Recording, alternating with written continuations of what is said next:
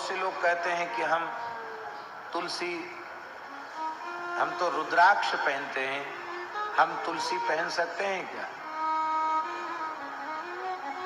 देखिए, अपनी अपनी दुराग्रह की बात तो हम नहीं कह सकते, लेकिन शास्त्र में तुलसी महात्म्य भी है, रुद्राक्ष महात्म्य भी है।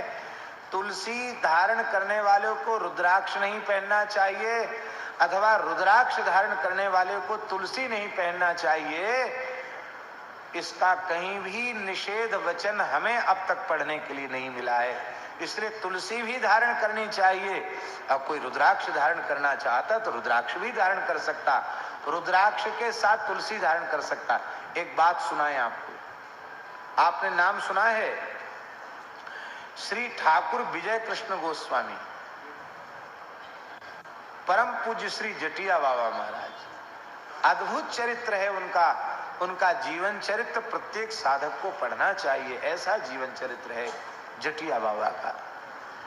उनके एक शिष्य हुए श्री कुलदानंद ब्रह्मचारी, जिन्होंने एक ग्रंथ लिखा जिसका नाम है सद्गुरु संग। एक एक दिन गुरुजी के निकट रहकर क्या अनुभव हुआ, एक एक दिन का उन्होंने लिखा है। विलक्षण है सद्गुरु संग, पढ़ने योग्य है। धन्य है कुलदानंद ब्रह्मचारी को जिन्होंने ऐसा अद्भुत लिखा। वो सद्गुरु संग साधकों के लिए अमृत संजीवनी के जैसा है।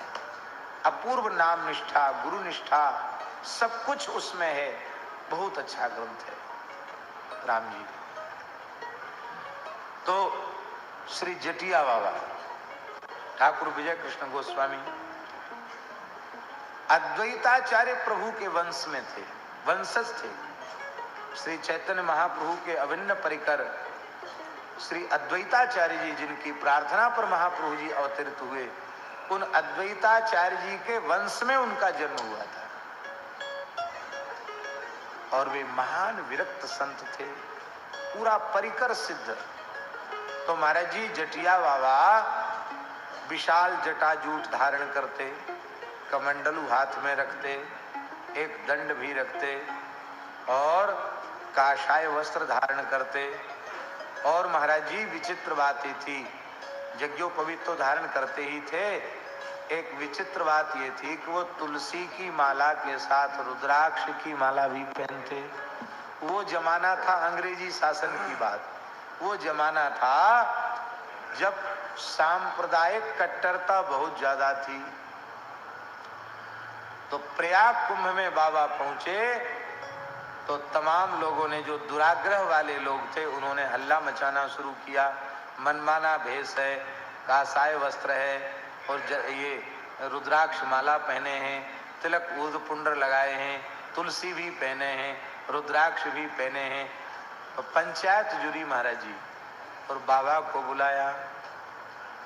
बाबा बहुत विनम्र भाव से पधारे, जटिया बाबा। और बाबा ने कहा, हम एक श्लोक आपके बीच में बोल रहे हैं, वह अशास्त्रीय हो तो आप कह दो। सबके कान खड़े हो गए कि अशास्त्रीय बाबा बोल रहे हैं, कौन सा श्लोक? तब बाबा ने एक श्लोक बोला,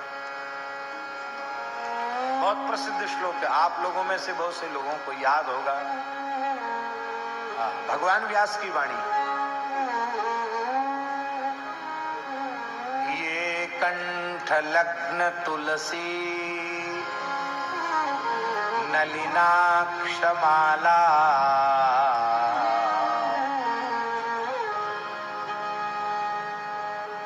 ये बाहुमूल परिचिन्हित शंख चक्र, ये वै ललाट पटले लसदूर्ध्व पुंड्रा। ये बाहुमूल परिचिन्हित शंख चक्रास्ते वैष्णवा भुवन मासु पवित्रयन्ति। अब तुलसी माला के साथ वैष्णव स्वरूप में पद्म पुराण में, स्कंद पुराण में व्यास जी अक्षमाला का भी वर्णन कर रहे हैं। बोले नलिनाक्ष माला माने कमलाक्ष की माला, कमल गट्टे की माला। अरे वाली नलिन माला और अक्षमाला से कमलाक्ष का और रुद्राक्ष का दोनों का ग्रहण होता है। और हम तो आपसे पूछते हैं, भोले बाबा से बड़ा वैष्णव इस ब्रह्मांड में और कौन होगा? भागवत जी में लिखा, वैष्णवानाम यथा शंभु।